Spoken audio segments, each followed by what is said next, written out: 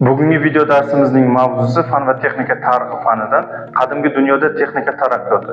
Ushbu mavzu antik davrdagi ilmiy bilimlar va shu bilan birgalikda qadimgi Yunoniston va Rimda ilmiy bilimlarning rivojlanishi mavzusining davomi. Ushbu mavzu bo'yicha sizlarga beriladigan ma'lumotlarimiz quyidagilardan iborat. Qadimgi davrda urush va tinch hayotda qo'llanilgan texnik ixtirolarning aksariyati qadimdan keng hamma joyda keng tarqalgan. Qadimgi sivilizatsiya rivojlanishidan ancha oldin nayza va qilich, kamon va o'q, omoch va tarnama, ya'ni barana, kulol g'ildiragi, xanjar va bint, eshik va tutqich paydo bo'lgan. Kemalar uzoq vaqtlar dengizlarda suzib yurgan. Biroq qadimgi davlatlarning rivojlanishi texnologiyaning takomillashuvi bilan birga bo'lgan.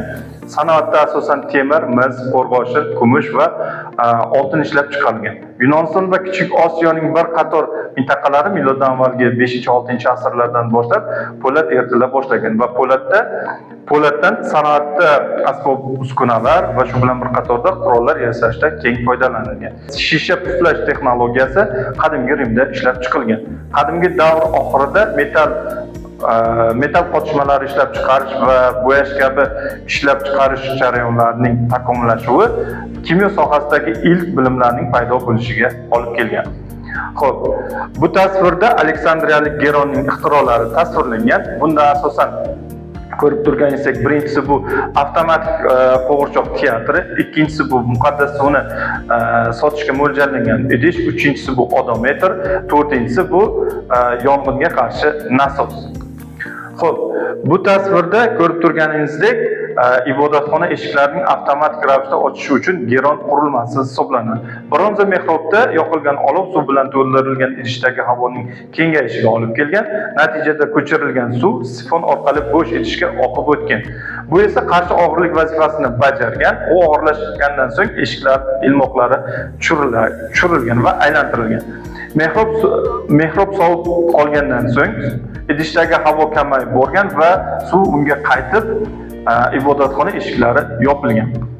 Xo'p, antik davrda harbiy texnika tinch texnologiyaga nisbatan ko'proq rivojlangan. Antik davrdagi harbiy texnikaning eng qiziqarlisi bu otish texnikasi, otish mashinalarining ixtiro qilinishi. Aynan ularning yaratilishi paytida harbiylar birinchi marta ilmiy tadqiqot uchun buyurtmachi sifatida harakat qilishgan. Birinchi otish moslamasi bu siling bo'lib, u charm yoki arqonli halqa bo'lib, ichiga tosh, keyinchalik esa loy yoki qo'rg'oshin o'qlari orqali o'qlanib ishlatilgan. Miloddan avvalgi 15-asrdan oldin ixtiro qilingan kamon harbiylar ishlarida keng qo'llanilgan. Dastlab u bitta yog'ochdan yasalgan, keyinchalik esa kompozit kamondan keng foydalanilgan. Skiflar miloddan avvalgi 6-asrda kompozit kamondan keng foydalanganlar.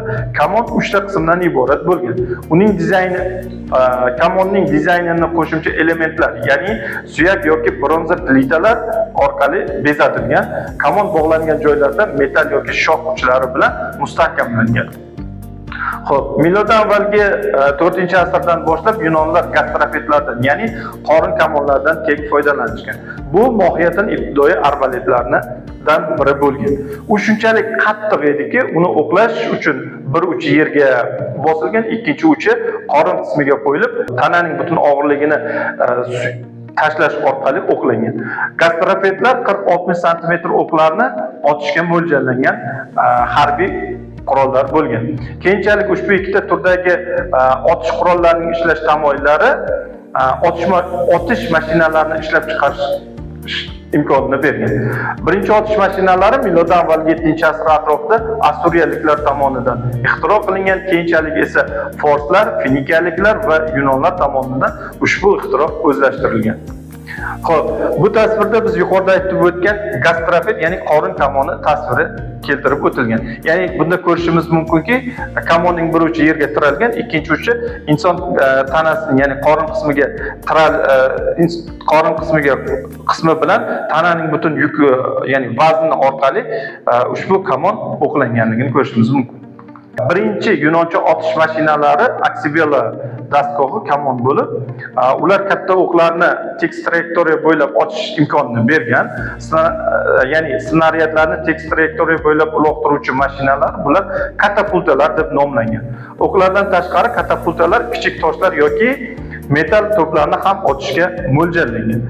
Xo'p, bunday otishma dushmanga qal'a devorlar, ya'ni o'z davrida katapultalarning ixtiro qilinishi o'sha davrdagi mustahkam qal'a devorlarni buzish imkonini bergan. Xo'p, keyinchalik katapultalar elastik yo'l o'rniga hayvonlarning tomirlar to'plamlari yoki ot yo'li va hamda odam sochidan yasalgan qalin arqonlardan foydalangan otish uskunalaridan foydalanadi. Yangi otish mashinalarining majburiy atributi bu burilish elementlarining biriktirilgani va o'z navbatida uloqtiruvchi snaryad uchun qo'llanma bo'lib xizmat qiladigan zaxiraga biriktirilgan ramka hisoblangan. Eng mashhur torsion harakat mashinalari Rim chayonlari, ya'ni katapulta turi va onagirlar hisoblangan. Juda ham Rim chayonlari juda ham ixcham va texnik jihatdan rivojlangan ikki qurolli katapulta bo'lib, birinchi Puniya urushidan beri to Rim armiyasida keng qo'llanib kelingan. Xo'p, bu tasvirda biz yuqorida aytib o'tgan Rim chayoni, ya'ni Skorpion va onagir tasviri tasvirlangan. Sealing bu asosan bir qo'lli uloqtiruvchi mashina onagir deb atalgan, chunki u ya'ni ushbu harbiy qurol ya'ni o'qni otish vaqtida eshakning ovozini eslatuvchi tovush chiqarganligi uchun lotincha onagir deb nomlangan. Onagirlar Rim armiyasida miloddan avvalgi 3-asrda paydo bo'lgan va Rim imperiyasining qulashigacha bo'lgan davrda ushbu qurollardan keng foydalangan rimliklar. Qadimda kemasozlikning rivojlanishiga Yunonlar katta hissa qo'shgan. Ularning harbiy kemalari mos ravishda 2 yoki 3 qatorli eshkaklardan iborat bo'lgan, brema va triremalardan iborat bo'lgan. Xo'p, brema va triremalarning asosiy quroli bu taran bo'lib, u odatda uchburchak yoki cho'chqa boshi shaklida qilingan. Jang paytida bu kemalar maksimal tezlikni rivojlantirishga eshkaklarni sindirish orqali dushman kemasini tezligidan mahrum qilishga mo'ljallangan. Xo'p, triremalarning eshkak eshish tezligi 7-8 milni tashkil etgan. Ammo 3 qator eshkak faqat jang paytida ishlatilgan. Tinch osoyishta paytda pastki eshkaklar ichkariga tortilgan va o'sha eshkak chiqqan joylar, ya'ni portlari teri yo'qlamalar bilan yopilgan. Ya'ni bu kemaning ichiga suv kirishini oldini olish maqsadida. Yelkanli qurilmalar katta 4 burchak yelkandan va kichik yelkandan iborat bo'lgan. Xo'p, Yunon birremasi kemaning uchida panjarali qo'rg'on bo'lgan. Eshkak eshuvchilarning yuqori qatori bortga qo'yilgan tokchalarga suyangan, pastki qatordagi eshkak eshuvchilarning eshkaklari yon tomondagi teshiklarga o'rnatilgan bo'lib, ular suvning kirib kelishida charm qoplamalari bilan himoyalangan. Xo'p, jang paytida ustunlar olib tashlangan, triremalar O'rta Yer dengizidagi eng samarali harbiy kemalar bo'lib, Rim dengiz flotining tayanchiga aylangan. Birinchi Puniya urushi paytida Rim dengiz qo'mondoni konsul Kay Duilo Rim harbiy kemalari arxitekturasiga yangicha dizaynlar kiritadi. Xo'p, bu tasvirda bu yerda Rim triremasi tasvirlangan. Triremaning og'irligi 230 tonnani tashkil etgan, uzunligi 45 metrni tashkil etgan. Kema uchidagi jangovar ko'prik, orqa tomondan esa otishmalar uchun minora qurilgan. Jangda turli otish mashinalarining roli ortib borishi zarba berish taktikasi samaradorligini pasaytirgan. Bu triremaning afzalliklarini zaiflashtirib, asta-sekin og'ir kemalarga, masalan, kemalarda ko'proq jihozlarni sig'dira oladigan Pantera yoki urush qiyinroq bo'lgan kichikroq kemalar, Birrema va Liburnalarga ehtiyoj sezilgan. Flotning asosiy vazifalariga to'xtaladigan bo'lsak, uning asosiy vazifalaridan biri bu quruqlikdagi kuchlarning dengizda harakatlarini qo'llab-quvvatlash, razvedka, qo'nish, qaroqchilarga qarshi kurashish, savdo kemalarini himoya qilishdan iborat bo'lgan. Xo'p, jangovar kemalardan farqli o'laroq savdo kemalari sekin harakatlantirilgan. Kema korpusining konstruktiv xususiyatlari kema ishlab chiqarilgan materiallar, shuningdek harakatlantiruvchi qurilmalarning turi va u qurilgan hududning xususiyatlarini aniqlagan. Xo'p, antik yuk kemalari asosan ko'ndalang ramka tizimiga ega bo'lib, ular qovurg'a ramkalar, vertikal ustunlar va pastki qavatning qo'llab-quvvatlovchi nurlardan iborat bo'lgan. Xo'p, ikki rulning mavjudligi kemaga kursda barqarorlikni va shu bilan bir qatorda kemaning manevrlik xususiyatini oshirgan. Savdo kemalarining ekipajlari kam sonli bo'lib, harakatlantiruvchi sifatida ular qattiq yoki kompozit hovliga biriktirilgan tekis yelkanlardan foydalangan.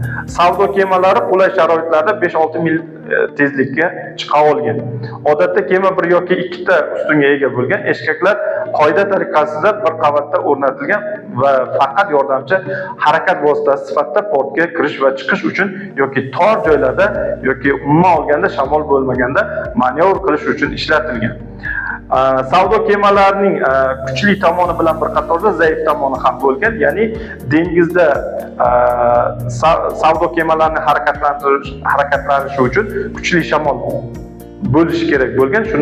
Shuni hisobga olgan holatda savdo kemalari uzoq vaqtlar portlarda qolib ketishgan, kuchli shamolni kutib turishgan va kuchli shamol bo'lgandan keyin o'sha savdo kemalari dengizlarga harakat qilgan va umuman olganda kuchli bo'ronlardan xavfsirash holatlari savdo kemalarida bo'lmagan. Rim savdo kemasi miloddan avvalgi 1-asr o'rtalari bunday kemalar tonna tashishga mo'ljallangan bo'lib, uning sig'imi 250 tonnaga ega bo'lgan. Xo'p, 5-asrda G'arbiy Rim imperiyasining qulashi antik fanlarning tanazzulga uchrashiga olib keladi. Sharqiy Rim imperiyasi, ya'ni Vizantiya yana 1000 yil mavjud bo'lsa-da, u yerda fan rivojiga xristian dini tuzatib bo'lmas darajada zarar yetkazadi. Xristianlik monopoliya mafkurasi deb da'vo qiladi va boshqa dinlar xudolar bilan kurashdi, har qanday muxolifatni ta'qib qiladi.